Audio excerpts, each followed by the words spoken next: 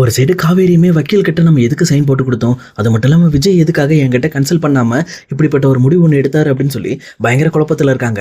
அதே நேரத்தில் எப்பவும் போல ராகினியுமே இவங்க கிட்ட வந்து இவங்களை பயங்கரமாக டென்ஷன் ஆக்குற மாதிரி, இன்னும் கூடிய சீக்கிரத்தில் உங்கள் அக்ரிமெண்ட் முடிஞ்சிருச்சு, நீ இந்த வீட்டை விட்டே போக போற, விஜய் உன்னை டைவர்ஸ் பண்ண போறாரு அப்படின்னு சொல்லிட்டு இல்லாத போல எல்லாம் சொல்லி இந்த பக்கம் காவேரியோட மனசை ரொம்பவே காயப்படுத்திடுறாங்க.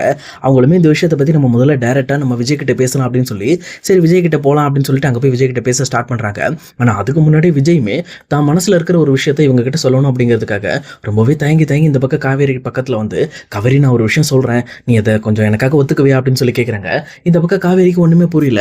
என்னாச்சுங்க, எதாக இருந்தாலும் சொல்லுங்கள், ஒன்றும் பிரச்சனை இல்லை, நான் பார்த்துக்கிறேன் அப்படின்னு சொல்லிட்டு அவங்களுமே ஒரு தைரியமான மனசை ரெடி பண்ணிக்கிட்டு இந்த பக்கம் விஜய் சொல்கிற விஷயத்தை கேட்குறாங்க.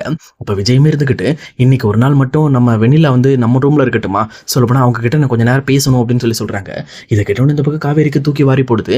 என்னங்க சொல்கிறீங்க அப்படின்னு சொல்லி கேட்குறப்போ உடனே விஜயுமே இருந்துக்கிட்டு, இல்லை காவேரி, நானும் வெண்ணிலாவும் லவ் பண்ணும்போது முதல்ல அவளுக்கு ப்ரப்போஸ் பண்ணது என்னோட ரூமில் வச்சு தான். அது மட்டும் இல்லாமல் நாங்கள் அதிகமாக பேசிக்கிட்டதும் என்னோட ரூமில் வச்சு தான் ஜாஸ்தியாக பேசிக்கிட்டோம். அதனால அவள் அந்த இடத்துல இருந்தா அப்படின்னா இன்னுமே அவளுக்கு கொஞ்சம் பெட்டராக இருக்கும், அதே நேரம் அவளுக்கு சீக்கிரமாக எல்லாமே சரியாகவும் ஆகிடும் அப்படின்னு சொல்லி சொல்கிறாங்க. ஆனால் இதை கேட்ட காவேரிக்கு எந்த ஒரு பதிலுமே இல்லை. ஏன்னா கண்டிப்பாக அங்கே வெண்ணிலா அங்கே இருக்காங்க அப்படின்னா இன்னொரு பக்கம் காவேரியால் அங்கே உள்ளே போக முடியாது. ஏன்னா அவங்க ரெண்டு பேரும் மட்டும் தான் அங்கே பேசிக்க முடியும். இதெல்லாம் நினச்சி பார்த்த காவேரியுமே எதுவுமே பேசாமல் அமைதியாகவே சரி விஜய், நீங்கள் உங்களுக்கு என்ன தோணுதோ அதை செய்யுங்க அப்படின்னு சொல்லிட்டு அவங்க மனசில் இருக்கிற எல்லா விஷயத்தையும் மனசுக்குள்ளேயே போட்டு புதைச்சிட்டு சரின்னு சொல்லி வந்துடுறாங்க.